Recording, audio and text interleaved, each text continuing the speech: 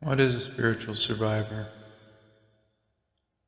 If I were to claim that I am a survivor, then I suppose everyone that is alive would be considered one as well. What is spirituality?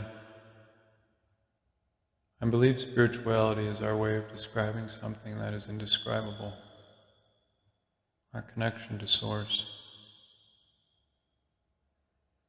Giving these two concepts a time to play creates a beautiful story. A story of indescribable depths with infinite ripples through time. I would describe my story as a common one of adversity, with a unique blend of beauty. As if a beautiful sunset, oranges and reds painted for your eyes to capture the subtle brushstrokes of God. Pain and suffering blended onto a backdrop of peace, love, and harmony. Every moment I decide to visit my story, the more beauty I discover, hidden in suffering, bringing me to a temporary conclusion that all things are good. I was born in the spring of 1984 in a modest family of hardworking, middle-class, conservative, Republican Christians.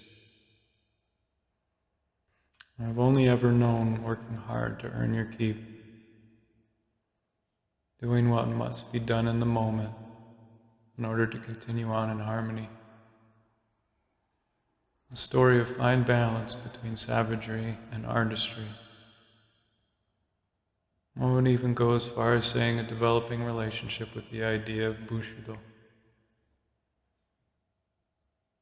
Code of conduct strictly adhered to by the samurai.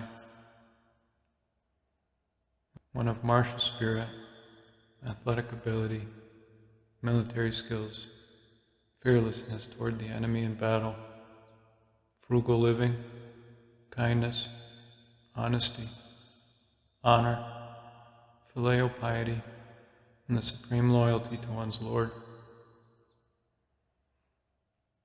But like all relationships, there are ups and downs.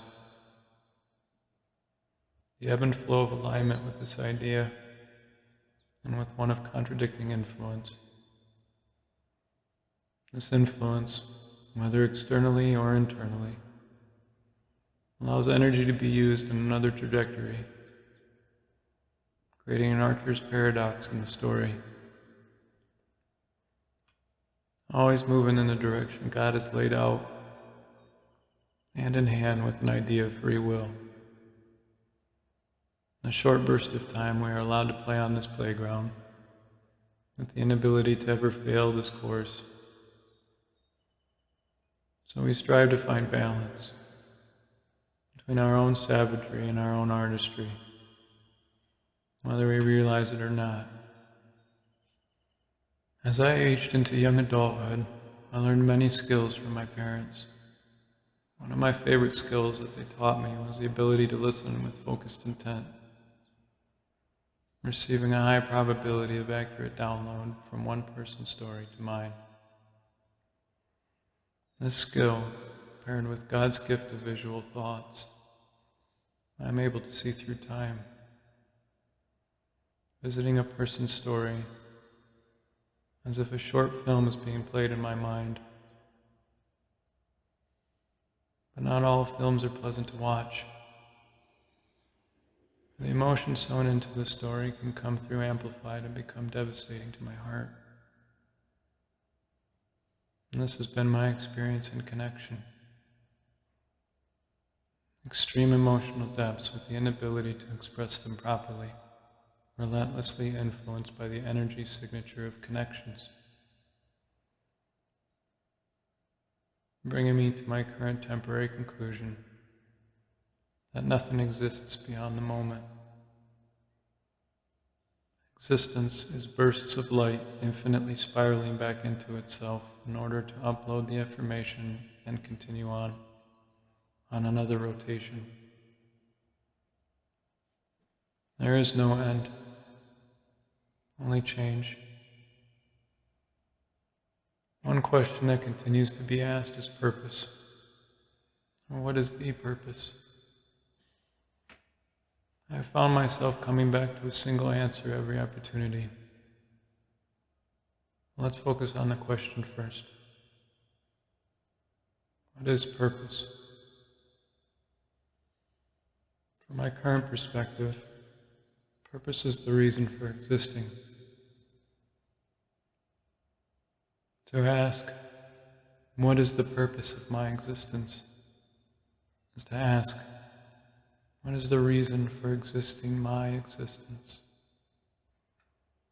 Creating an identity, our ownership of existing.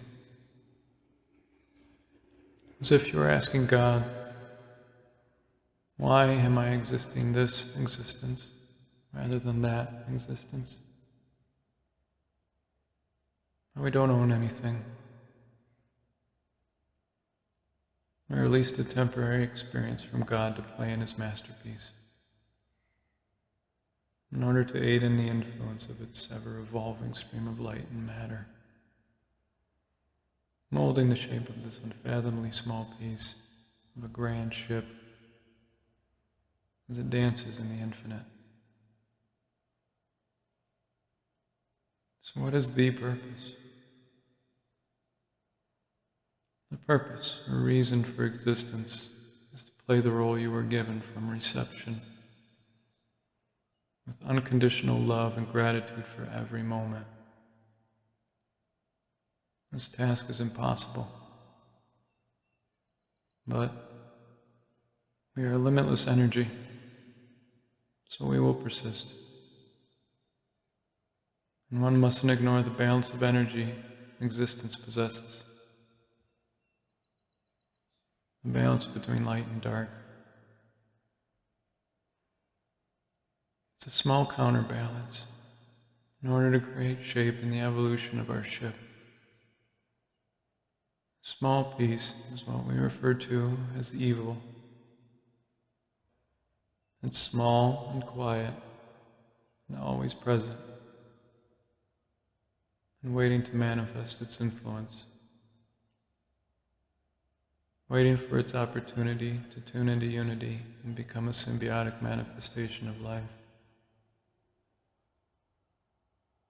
This is a low, heavy, destructive vibration of energy, and it is absolutely necessary. For without it, there would be no existence.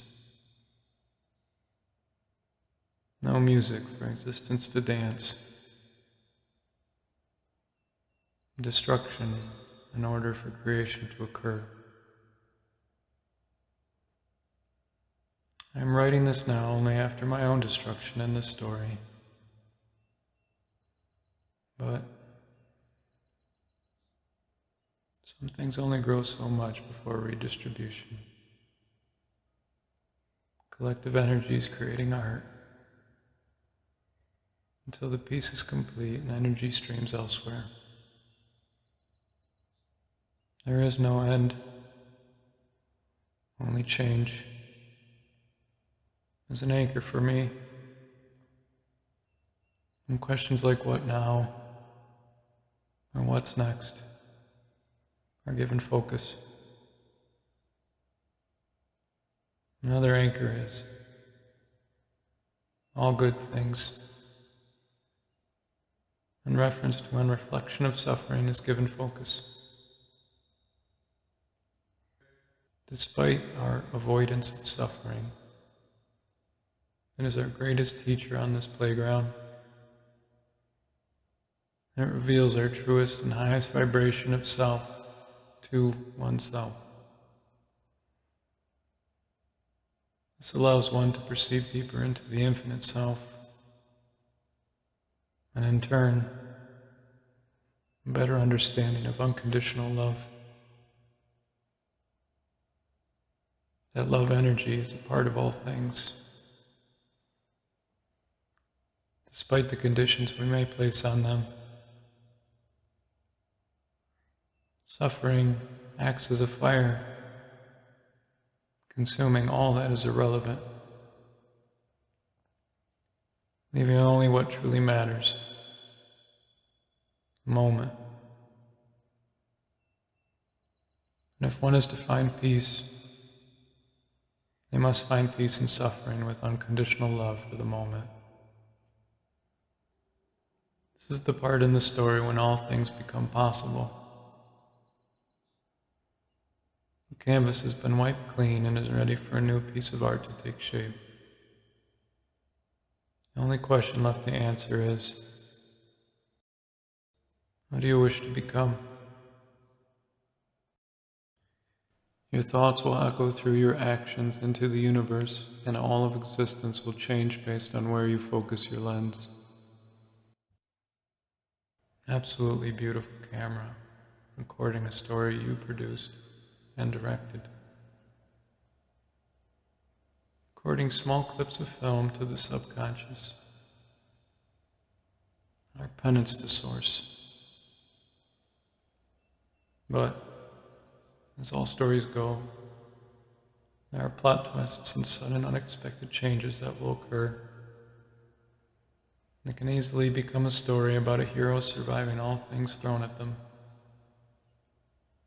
That every time life knocked them down, they stood back up and said, "Thank you." Because they knew God made them stronger. God promoted them in His army. And their duty is to soldier on and continue pollinating existence with love energy. So I am soldiering on with the strict orders from God to heal the world and bring balance back to our playground. And that is exactly what I am doing with ARC.